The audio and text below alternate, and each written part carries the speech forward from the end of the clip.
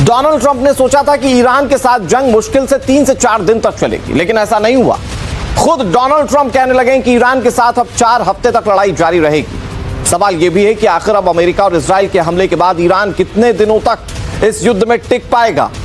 क्या जिद में ईरान पूरी तरह से खंडार में तब्दील होने जा रहा है, या फिर मिडिल ईस्ट में ये जो युद्ध छुड़ा है, महायुद्ध और फिर विश्व युद्ध में तब्दील होने जा रहा है? ये सभी सवाल वो हैं जो सबके मन में है और इन सवालों के जवाब तलाशने की कोशिश करेंगे।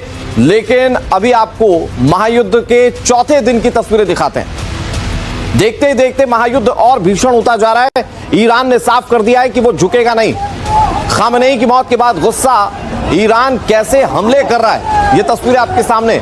इधर अमेरिका और इजराइल के खिलाफ हमले बहुत तेज इंटेंसिटी के साथ किए जा रहे हैं। खासकर ईरान खाड़ी देशों में अमेरिकी बेसिस पर लगातार हमले कर रहा है। ये कुछ तस्वीरें आपके सामने जो बताने के लिए काफी है कि मिडिल ईस्ट कैसे धधक रहा है। कुवैत में F-16 विमान को ईरान ने ढेर कर दिया।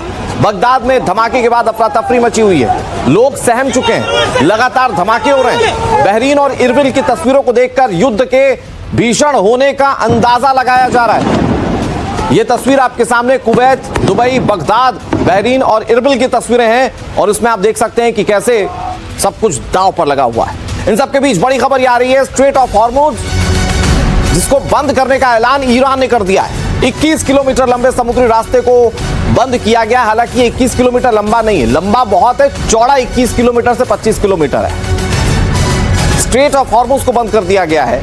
ईरान की ओर से यह ऐलान पहले ही किया जा चुका था और अब इस बंद रखने वाली स्ट्रेटेजी पर ईरान बहुत गहनता से काम कर रहा है। ये देखिए, ये स्ट्रेट ऑफ हॉर्मुज इस मैप के जरिए समझ सकते हैं। वो जो आप नेक देख रहे हैं, दरअसल उसे स्ट्रेट ऑफ हॉर्मुज कहा जाता है और यहां से दुनिया के तकरीबन 20 से 25% ऑयल का निर्यात होता है।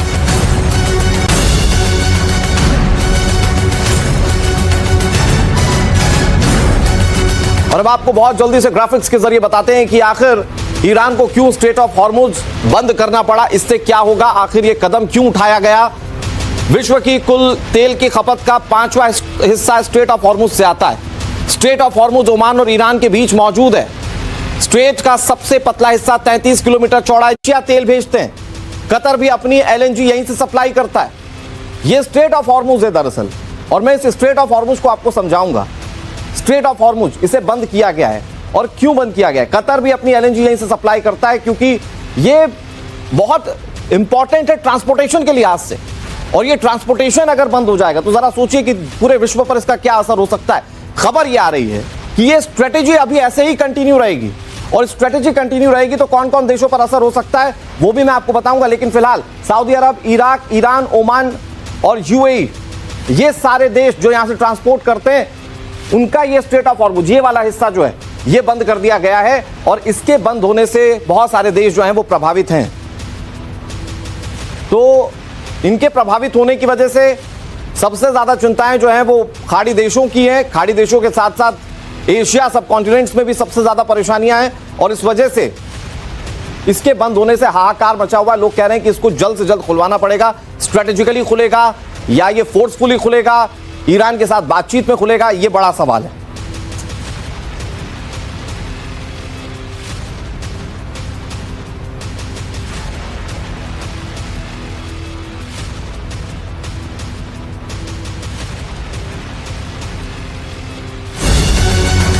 और बड़ी खबर आपको बता दें, हॉर्मुज को लेकर अमेरिकी सेना ने बड़ा दावा किया है। हॉर्मुज अभी बंद नहीं किया गया है, यह अमेरिका की ओर से कहा जा रहा है। यह बड़ी खबर हम आपको बता रहे हैं। हॉर्मुज को लेकर अमेरिकी सेना यह कह रही है कि यह बंद नहीं किया गया। हालांकि ईरान ने कहा है कि यह बंद हो चुका है। और सवाल यही कि आखिर असल स्थिति क्या है।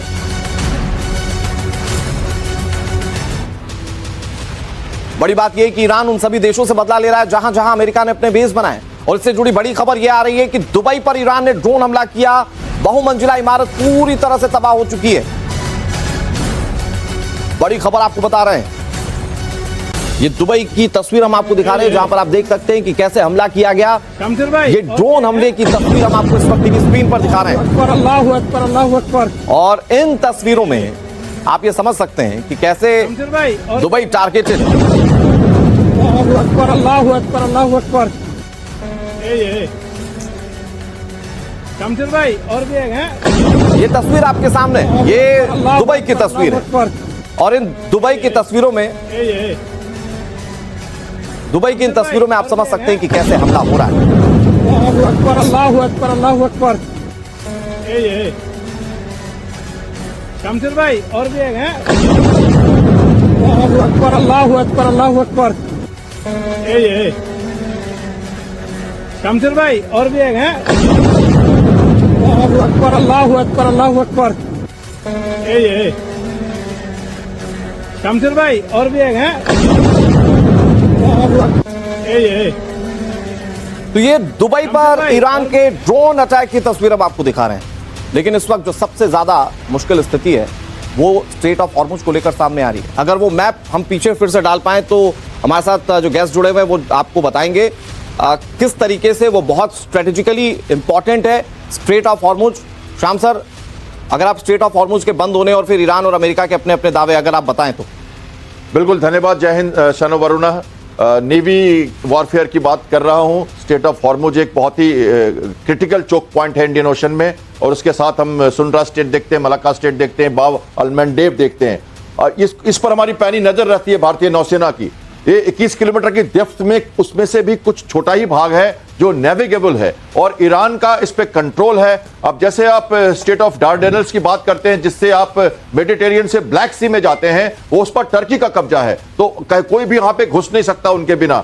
लेकिन इस पे कंट्रोल करने के लिए विल पावर चाहिए, नेवल माइट चाहिए, और आपको एक तरह से आपको चाहिए कि आप उसको पूरी तरह से आप उसको रोक सको। तो ईरान ने दावा तो कर दिया कि वो इसको बंद कर रहा है, पर ऐसा है नहीं, क्योंकि ओमान की खाड़ी में यूएसएस अब्राहम लिंकन और उसके साथ जो डिस्ट्रॉयर्स खड़े हैं, एयरक्राफ्ट और सबमरीन्स खड़े हैं, उनका मेन पर्पस यह है कि सी लेन्स ऑफ कम्युनिकेशन को चालू रखना। आपने सुना होगा ट्रंप का बयान आज कल व्हाइट हाउस में, उन्होंने कहा है कि हमारा मेन मकसद रहेगा कि हम गल्फ की जो सी लेन्स ऑफ कम्युनिकेशन है उसको चालू रखें, और दूसरा जो डिप्लोमेटिक फर्म पे जो गल्फ में जो अटैक हुआ है वहां के राष्ट्राध्यक्षों से वो बात कर रहे हैं। तो ये दो बात खुलकर आती है। भारत की बात करें तो आपको मैं बताऊं, 25 से 30% तेल हमारा वहां से कतार से और कुवैत से और सऊदी अरबिया से आता है, और 50% गैस हमारा कतार से आता है। हमारे पास 15 दिनों का स्ट्रेटेजिक रिजर्व है, और हमारे पास उसके अपने जो टैंकर्स अभी जो ट्रांजिट में है वो भी हैं। भारतीय नौसेना के 3 शिप्स ओमान की खाड़ी में ऑपरेशन संकल्प के तहत काम कर रहे हैं, और हमारे जो पेट्रोल टैंकर्स हैं उनको वो एक तरह से कम्युनिकेशंस और उनका जो सी फेयरिंग का जो विश्वास है उसको जीते हुए प्रोटेक्शन दे रहे हैं। तो ये पूरे वर्ल्ड के लिए मुश्किल है, चाइना के लिए भी मुश्किल हो सकता है। एक और बात बताऊं, पेट्रोल तो आप वेस्ट एशिया से, वेस्ट अफ्रीका से, वेनेजुएला से और रशिया से खरीद लेंगे, हमारा दिन बढ़ जाएगा। 5 दिन लगते हैं अभी, वो 30 दिन लगेंगे, क्योंकि हमें रेड सी से जाना पड़ेगा। पर लेकिन अगर हमें गैस की जरूरत हो तो उसके लिए एडवांस हमारी प्लानिंग करनी पड़ती है, इतनी जल्दी हमारी कांटेक्ट नहीं होती। कतार से हमारा लंबा कांटेक्ट है साल भर का, वहां हमें डिस्टर्बेंस आने वाली है। तो फिलहाल ऐसे कोई शौक की बात नहीं है भारत के लिए, क्योंकि हमारे पास वो रिजर्व है, 15 दिन का हमारे पास वो ईंधन है हमारी रिफाइनरी में, हमारे ऑयल टैंकर जो इन रूट हैं।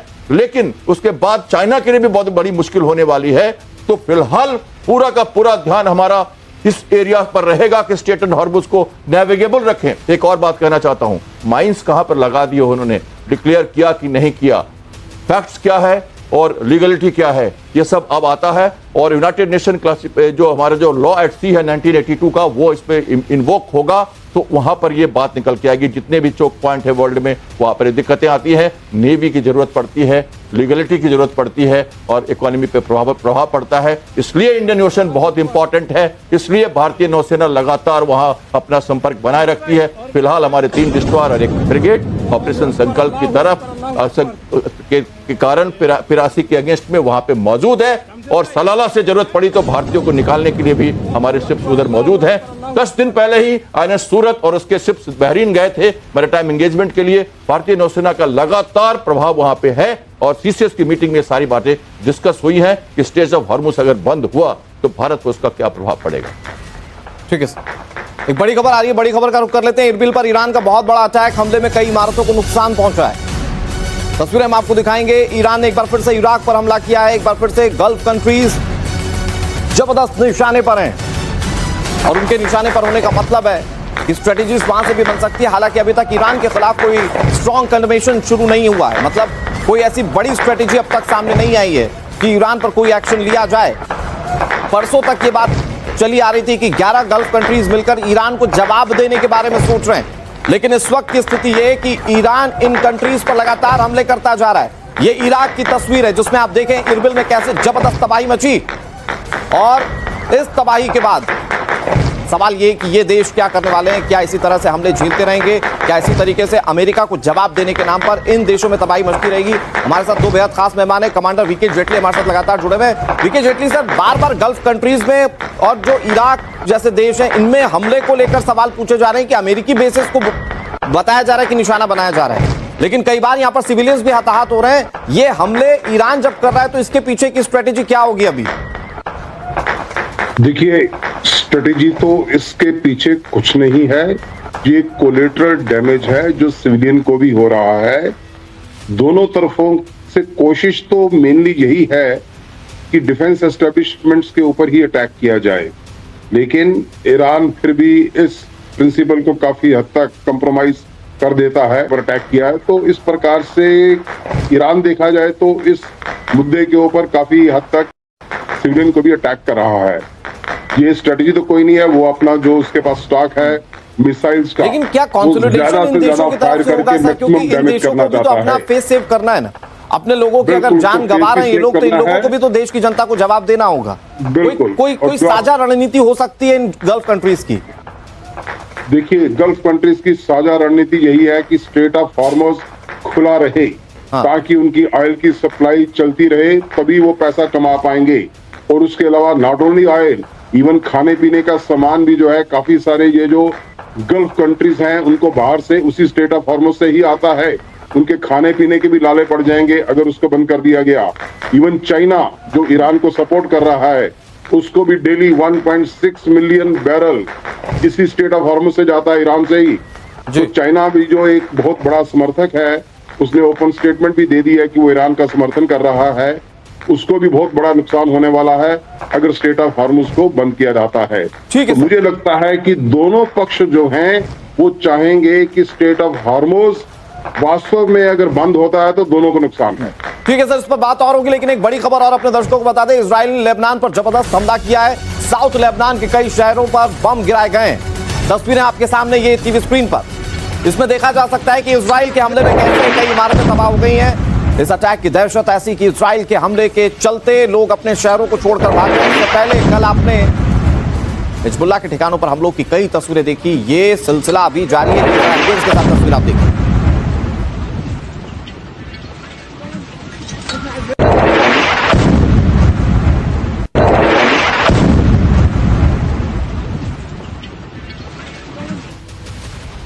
ये हमले और भयानक धमाकों की तस्वीर हम आपको लगातार दिखा रहे हैं, लेकिन इसमें सबसे स्ट्रेटेजिकली जो ईरान करने की कोशिश कर रहा है, जिससे पूरा विश्व प्रभावित हो सकता है, वो हॉर्मुज़ रूट को बंद करने की कोशिश है। मैं आपको एक बार जरा ये मैप समझा देता हूं, फिर शाम सर आप बताइएगा। मैं जानता हूं कि आपको बताना है इसको, लेकिन मैं एक बार जरा समझा देता हूं कहां मेन जो है वो मुख्य बैरियर जो है वो खड़ा किया जा सकता है।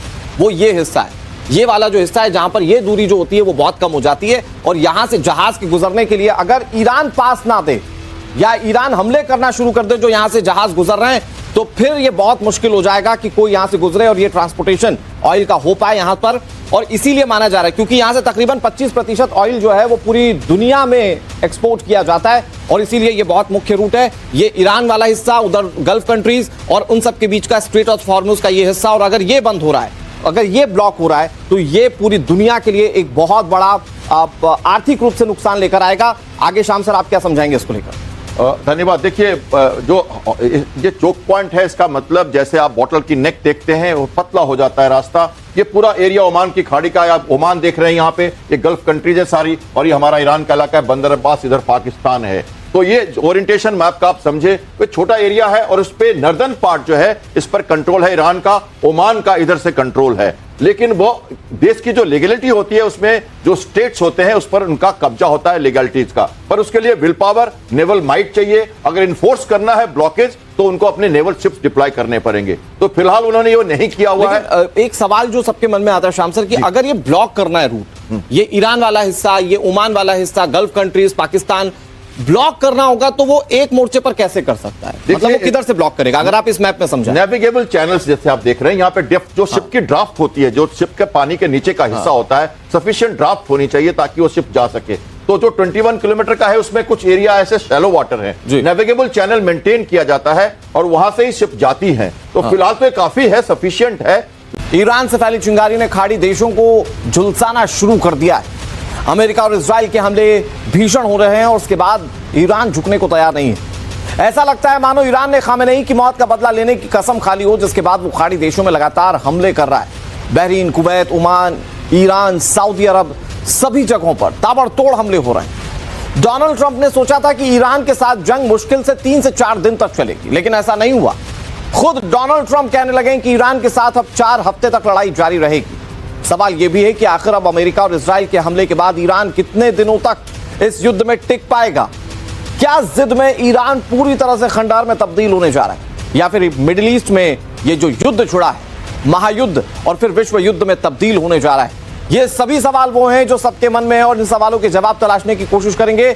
लेकिन अभी आपको महायुद्ध के चौथे दिन की तस्वीरें दिखाते हैं।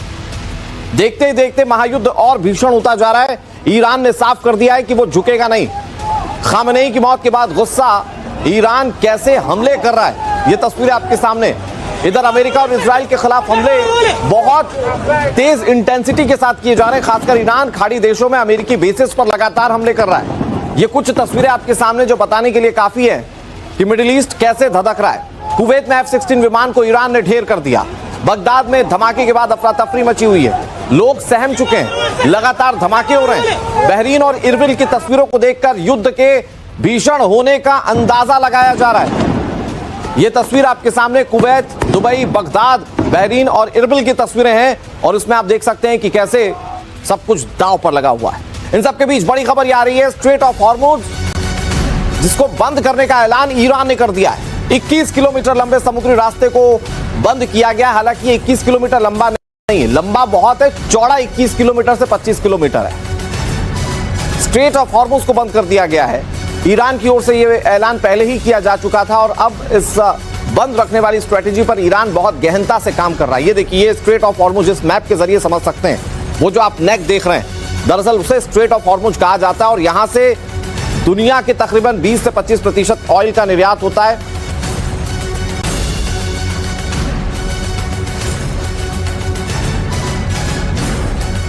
और अब आपको बहुत जल्दी से ग्राफिक्स के जरिए बताते हैं कि आखिर ईरान को क्यों स्ट्रेट ऑफ हॉर्मुज बंद करना पड़ा, इससे क्या होगा, आखिर यह कदम क्यों उठाया गया। विश्व की कुल तेल की खपत का 5वां हिस्सा स्ट्रेट ऑफ हॉर्मुज से आता है। स्ट्रेट ऑफ हॉर्मुज ओमान और ईरान के बीच मौजूद है। स्ट्रेट का सबसे पतला हिस्सा 33 किलोमीटर चौड़ा है, जिसमें दोनों दिशाओं की शिपिंग लेन 3 किलोमीटर चौड़ी है।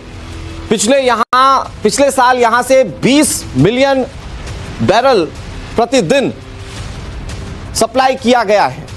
सऊदी, यूएई, कुवैत, इराक यहीं से एशिया तेल भेजते हैं। कतर भी अपनी LNG यहीं से सप्लाई करता है।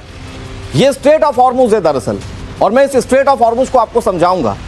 स्ट्रेट ऑफ हॉर्मुज इसे बंद किया गया है और क्यों बंद किया गया है। कतर भी अपनी LNG यहीं से सप्लाई करता है क्योंकि यह बहुत इंपॉर्टेंट है ट्रांसपोर्टेशन के लिहाज से, और ये ट्रांसपोर्टेशन अगर बंद हो जाएगा तो जरा सोचिए कि पूरे विश्व पर इसका क्या असर हो सकता है। खबर यह आ रही है कि ये स्ट्रेटेजी अभी ऐसे ही कंटिन्यू रहेगी, और स्ट्रेटेजी कंटिन्यू रहेगी तो कौन कौन देशों पर असर हो सकता है वो भी मैं आपको बताऊंगा। लेकिन फिलहाल सऊदी अरब, इराक, ईरान, ओमान और यूएई, ये सारे देश जो यहां से ट्रांसपोर्ट करते हैं, उनका ये स्ट्रेट ऑफ हॉर्मुज ये वाला हिस्सा जो है ये बंद कर दिया गया है, और इसके बंद होने से बहुत सारे देश जो हैं वो प्रभावित हैं। तो इनके प्रभावित होने की वजह से सबसे ज्यादा चिंताएं जो हैं वो खाड़ी देशों की हैं। खाड़ी देशों के साथ साथ एशिया सब कॉन्टिनेंट्स में भी सबसे ज्यादा परेशानियां हैं, और इस वजह से इसके बंद होने से हाहाकार मचा हुआ है। लोग कह रहे हैं कि इसको जल्द से जल्द खुलवाना पड़ेगा। स्ट्रेटेजिकली खुलेगा या ये फोर्सफुली खुलेगा, ईरान के साथ बातचीत में खुलेगा, ये बड़ा सवाल है।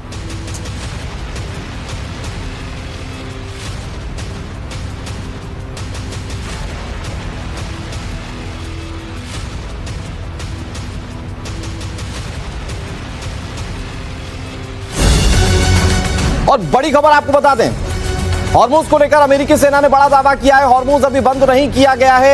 ये ड्रोन हमले की तस्वीर हम आपको इस वक्त की स्क्रीन पर दिखा रहे हैं। अल्लाहू अकबर, अल्लाहू अकबर। और इन तस्वीरों में आप ये समझ सकते हैं कि कैसे दुबई टारगेटेड है। अल्लाहू अकबर, अल्लाहू अकबर, अल्लाहू अकबर। ये शमशेर भाई और भी एक है। ये तस्वीर आपके सामने, ये दुबई की तस्वीर है। और इन दुबई की तस्वीरों में, दुबई की इन तस्वीरों में आप समझ सकते हैं कि कैसे हमला हो रहा है। अल्लाहू अकबर, अल्लाहू अकबर, अल्लाहू अकबर। ये शमशेर भाई और भी एक है। अल्लाहू अकबर, अल्लाहू अकबर, अल्लाहू अकबर। ये शमशेर भाई और भी एक है। अल्लाहू अकबर, अल्लाहू अकबर, अल्लाहू अकबर। ये शमशेर भाई और भी एक है।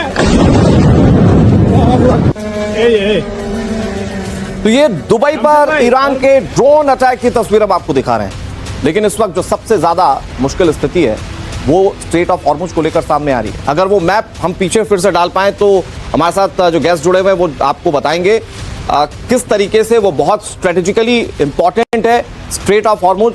शाम सर, अगर आप स्ट्रेट ऑफ हॉर्मुज के बंद होने और फिर ईरान और अमेरिका के अपने अपने दावे अगर आप बताएं तो। बिल्कुल, धन्यवाद। जय हिंद शनो वरुणा। नेवी वॉरफेयर की बात कर रहा हूं। स्टेट ऑफ हॉर्मुज एक बहुत ही क्रिटिकल चोक पॉइंट है इंडियन ओशन में, और उसके साथ हम सुंड्रा स्टेट देखते हैं, मलाक्का स्टेट देखते हैं, बाब अलमंडेब देखते हैं। इस पर हमारी पैनी नजर रहती है भारतीय नौसेना की। ये 21 किलोमीटर की डेप्थ में, उसमें से भी कुछ छोटा ही भाग है जो नेविगेबल है, और ईरान का इस पे कंट्रोल है। अब जैसे आप स्टेट ऑफ डार्डेनल्स की बात करते हैं, जिससे आप मेडिटेरियन से ब्लैक सी में जाते हैं, वो उस पर टर्की का कब्जा है, तो कोई भी यहां पे घुस नहीं सकता उनके बिना। लेकिन इस पे कंट्रोल करने के लिए विल पावर चाहिए, नेवल माइट चाहिए, और आपको एक तरह से आपको चाहिए कि आप उसको पूरी तरह से आप उसको रोक सको। तो ईरान ने दावा तो कर दिया कि वो इसको बंद कर रहा है, पर ऐसा है नहीं, क्योंकि ओमान की खाड़ी में यूएसएस अब्राहम लिंकन और उसके साथ जो डिस्ट्रॉयर्स खड़े हैं, एयरक्राफ्ट और सबमरीन्स खड़े हैं, उनका मेन पर्पस यह है कि सी लेन्स ऑफ कम्युनिकेशन को चालू रखना। आपने सुना होगा ट्रंप का बयान आज कल व्हाइट हाउस में, उन्होंने कहा है कि हमारा मेन मकसद रहेगा कि हम गल्फ की जो सी लेन्स ऑफ कम्युनिकेशन है उसको चालू रखें, और दूसरा जो डिप्लोमेटिक फ्रंट पे जो गल्फ में जो अटैक हुआ है वहां के राष्ट्राध्यक्षों से वो बात कर रहे हैं। तो ये दो बात खुलकर आती है। भारत की बात करें तो आपको मैं बताऊं, 25 से 30% तेल हमारा वहां से कतार से और कुवैत से और सऊदी अरबिया से आता है, और 50% गैस हमारा कतार से आता है। हमारे पास 15 दिनों का स्ट्रेटेजिक रिजर्व है, और हमारे पास उसके अपने जो टैंकर्स अभी जो ट्रांजिट में है वो भी हैं। भारतीय नौसेना के 3 शिप्स ओमान की खाड़ी में ऑपरेशन संकल्प के तहत काम कर रहे हैं, और हमारे जो पेट्रोल टैंकर्स हैं उनको वो एक तरह से कम्युनिकेशंस और उनका जो सी फेयरिंग का जो विश्वास है उसको जीते हुए प्रोटेक्शन दे रहे हैं। तो ये पूरे वर्ल्ड के लिए मुश्किल है, चाइना के लिए भी मुश्किल हो सकता है। एक और बात बताऊं, पेट्रोल तो आप वेस्ट एशिया से, वेस्ट अफ्रीका से, वेनेजुएला से और रशिया से खरीद लेंगे, हमारा दिन बढ़ जाएगा। 5 दिन लगते हैं अभी, वो 30 दिन लगेंगे, क्योंकि हमें रेड सी से जाना पड़ेगा। पर लेकिन अगर हमें गैस की जरूरत हो तो उसके लिए एडवांस हमारी प्लानिंग करनी पड़ती है, इतनी जल्दी हमारी कांटेक्ट नहीं होती। कतार से हमारा लंबा कांटेक्ट है साल भर का, वहां हमें डिस्टर्बेंस आने वाली है। तो फिलहाल ऐसे कोई शॉक की बात नहीं है भारत के लिए, क्योंकि हमारे पास वो रिजर्व है, 15 दिन का हमारे पास वो ईंधन है हमारी रिफाइनरी में, हमारे ऑयल टैंकर जो इन रूट हैं। लेकिन उसके बाद चाइना के लिए भी बहुत बड़ी मुश्किल होने वाली है। तो फिलहाल पूरा का पूरा ध्यान हमारा इस एरिया पर रहेगा कि स्ट्रेट ऑफ हॉर्मुज को नेविगेबल रखें। एक और बात कहना चाहता हूं, माइंस कहां पर लगा दिए उन्होंने, डिक्लेयर किया कि नहीं किया, फैक्ट्स क्या है और लीगलिटी क्या है, ये सब अब आता है। और यूनाइटेड नेशन जो हमारा जो लॉ एट सी है 1982 का, वो इस पे इन्वोक होगा, तो वहां पर ये बात निकल के आएगी। जितने भी चोक पॉइंट है वर्ल्ड में वहां पर दिक्कतें आती हैं, नेवी की जरूरत पड़ती है, लीगलिटी की जरूरत पड़ती है, और इकोनॉमी पे प्रभाव पड़ता है। इसलिए इंडियन ओशन बहुत इंपॉर्टेंट है, इसलिए भारतीय नौसेना लगातार वहां अपना संपर्क बनाए रखती है। फिलहाल हमारे 3 डिस्ट्रॉयर और 1 फ्रिगेट ऑपरेशन संकल्प की तरफ के कारण 85 के अगेंस्ट में वहां पे मौजूद है, और सलाला से जरूरत पड़ी तो भारतीयों को निकालने के लिए भी हमारे शिप्स उधर मौजूद हैं। 10 दिन पहले ही आईएनएस सूरत और उसके शिप्स बहरीन गए थे मैरीटाइम एंगेजमेंट के लिए। भारतीय नौसेना का लगातार प्रभाव वहां पे है, और सीसीएस की मीटिंग में सारी बातें डिस्कस हुई हैं कि स्ट्रेट ऑफ हॉर्मुज अगर बंद हुआ तो भारत को उसका क्या प्रभाव पड़ेगा। ठीक है सर। एक बड़ी खबर आ रही है, बड़ी खबर का रुख कर लेते हैं। इरबिल पर ईरान का बहुत बड़ा अटैक, हमले में कई इमारतों को नुकसान पहुंचा है। तस्वीरें हम आपको दिखाएंगे। ईरान ने एक बार फिर से इराक पर हमला किया है, एक बार फिर से गल्फ कंट्रीज जबरदस्त निशाने पर हैं और उनके निशाने पर होने का मतलब है कि स्ट्रेटेजीज वहां से भी बन सकती है। हालांकि अभी तक ईरान के खिलाफ कोई स्ट्रॉन्ग कंडमेशन शुरू नहीं हुआ है, मतलब कोई ऐसी बड़ी स्ट्रेटेजी अब तक सामने नहीं आई है कि ईरान पर कोई एक्शन लिया जाए। परसों तक ये बात चली आ रही थी कि 11 गल्फ कंट्रीज मिलकर ईरान को जवाब देने के बारे में सोच रहे हैं, लेकिन इस वक्त की स्थिति ये है कि ईरान इन कंट्रीज पर लगातार हमले करता जा रहा है। ये इराक की तस्वीर है जिसमें आप देखें इरबिल में कैसे जबरदस्त तबाही मची, और इस तबाही के बाद सवाल ये कि ये देश क्या करने वाले हैं। क्या इसी तरह से हमले झेलते रहेंगे? क्या इसी तरीके से अमेरिका को जवाब देने के नाम पर इन देशों में तबाही मचती रहेगी? हमारे साथ दो बेहद खास मेहमान हैं। कमांडर वीके जेटली हमारे साथ लगातार जुड़े हुए हैं। वीके जेटली सर, बार बार गल्फ कंट्रीज में और जो इराक जैसे देश हैं इनमें हमले को लेकर सवाल पूछे जा रहे हैं कि अमेरिकी बेसिस को बताया जा रहा है कि निशाना बनाया जा रहा है, लेकिन कई बार यहाँ पर सिविलियंस भी हताहत हो रहे हैं। ये हमले ईरान जब कर रहा है तो इसके पीछे की स्ट्रेटेजी क्या होगी अभी? देखिए, स्ट्रेटेजी तो इसके पीछे कुछ नहीं है, ये कोलेटरल डैमेज है जो सिविलियन को भी हो रहा है। दोनों तरफों से कोशिश तो मेनली यही है कि डिफेंस एस्टेब्लिशमेंट्स के ऊपर ही अटैक किया जाए, लेकिन ईरान फिर भी इस प्रिंसिपल को काफी हद तक कंप्रोमाइज कर देता है। जैसे कि इन्होंने जुमेरा में अटैक किया, दुबई के अंदर बुर्ज खलीफा के पास भी उनकी कोशिश थी अटैक करने की, और भी सऊदी अरेबिया में उन्होंने सिविलियन एस्टेब्लिशमेंट के ऊपर अटैक किया है, एक रिफाइनरी के ऊपर जिसकी लगभग काफी बड़ी रिफाइनरी थी वो, उसके ऊपर अटैक किया है। तो इस प्रकार से ईरान देखा जाए तो इस मुद्दे के ऊपर काफी हद तक सिविलियन को भी अटैक कर रहा है। ये स्ट्रेटेजी तो कोई नहीं है, वो अपना जो उसके पास स्टॉक है मिसाइल्स का, लेकिन क्या कॉन्सोलिडेशन इन देशों की तरफ से होगा सर? क्योंकि इन देशों को भी तो अपना फेस सेव करना है ना, अपने लोगों की अगर जान गंवा रहे हैं ये लोग तो इन लोगों को भी तो देश की जनता को जवाब देना होगा। कोई साझा रणनीति हो सकती है इन गल्फ कंट्रीज की? देखिए, गल्फ कंट्रीज की साझा रणनीति यही है कि स्ट्रेट ऑफ हॉर्मुज खुला रहे, ताकि उनकी ऑयल की सप्लाई चलती रहे, तभी वो पैसा कमा पाएंगे। और उसके अलावा नॉट ओनली ऑयल, इवन खाने पीने का सामान भी जो है, काफी सारे ये जो गल्फ कंट्रीज हैं उनको बाहर से उसी स्ट्रेट ऑफ हॉर्मुज से ही आता है, उनके खाने पीने के भी लाले पड़ जाएंगे अगर उसको बंद कर दिया गया। इवन चाइना जो ईरान को सपोर्ट कर रहा है, उसको भी डेली 1.6 मिलियन बैरल इसी स्ट्रेट ऑफ हॉर्मुज से जाता है, ईरान से ही। तो चाइना भी जो एक बहुत बड़ा समर्थक है, उसने ओपन स्टेटमेंट भी दे दी है कि वो ईरान का समर्थन कर रहा है। उसको भी बहुत बड़ा नुकसान होने वाला है अगर स्ट्रेट ऑफ हॉर्मुज को बंद किया जाता है। ठीक है, तो मुझे लगता है कि दोनों पक्ष जो हैं वो चाहेंगे कि स्ट्रेट ऑफ हॉर्मुज वास्तव में अगर बंद होता है तो दोनों को नुकसान है। ठीक है सर, इस पर बात और होगी, लेकिन एक बड़ी खबर और अपने दर्शकों को बता दें। इजराइल ने लेबनान पर जबरदस्त हमला किया है। साउथ लेबनान के कई शहरों पर बम गिराए गए। तस्वीरें आपके सामने